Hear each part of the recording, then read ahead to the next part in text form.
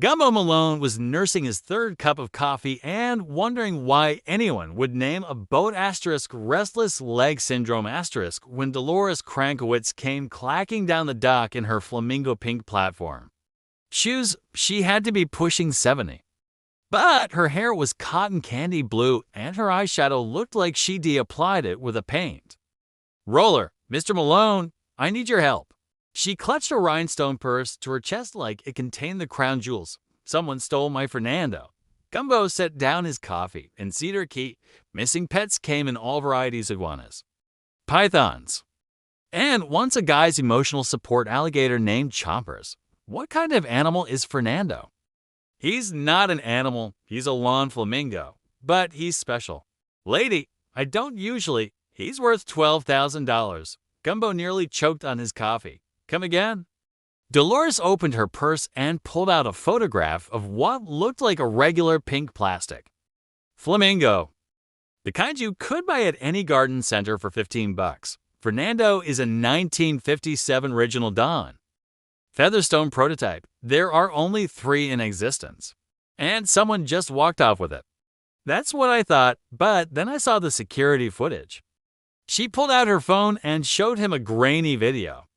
At 3:17 a.m., a figure in a wetsuit emerged from the canal behind her house, carefully lifted the flamingo, and disappeared back into the water. Whoever did this knew exactly what they were looking for, Dolores said. Fernando was insured, but the insurance company thinks I'm trying to scam them. They want proof he was really stolen and not just moved to my garage. Gumbo studied the video again. The thief moved with purpose. No fumbling around. You tell anyone else about Fernando's value? Just my neighbor, Bert Waddell. He's got the pool cleaning business. Always complaining about how his ex-wife cleaned him out in the divorce. An hour later, Gumbo was floating in his john boat near Bert's house, watching the guy pressure wash a concrete dolphin. Bert was maybe 50, with the kind of deep tan that came from too much sun and not enough sense when he saw Gumbo. He waved like they were old friends.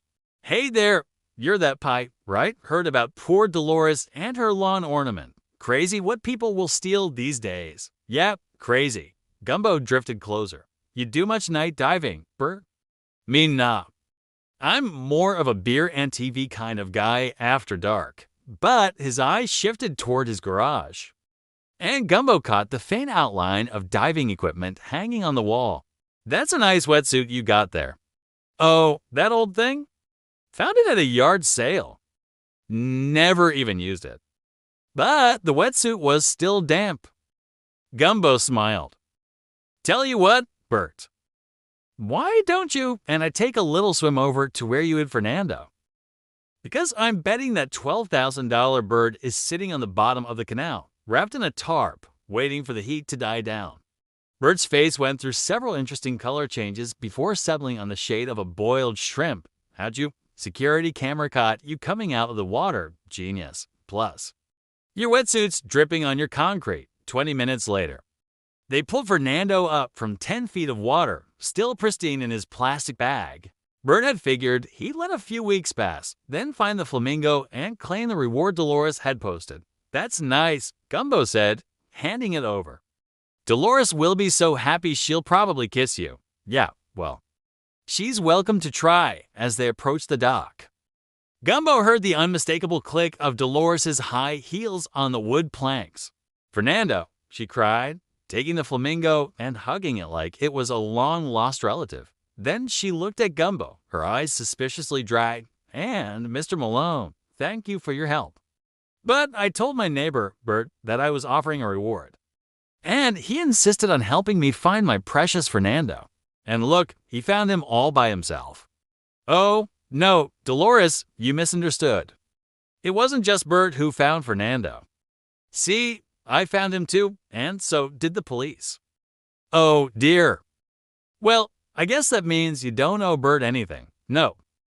Dolores turned to Bert, whose face had taken on the sickly pallor of a corpse. "Why don't you go ahead and sit down in the boat, honey, while I pay Mr. Malone?" As she counted out the cash, Gumbo couldn't help but feel sorry for Bert. He didn't deserve this. But life as a private investigator in Cedar Key was a constant reminder that if you steal a flamingo, why? It might as well have gills.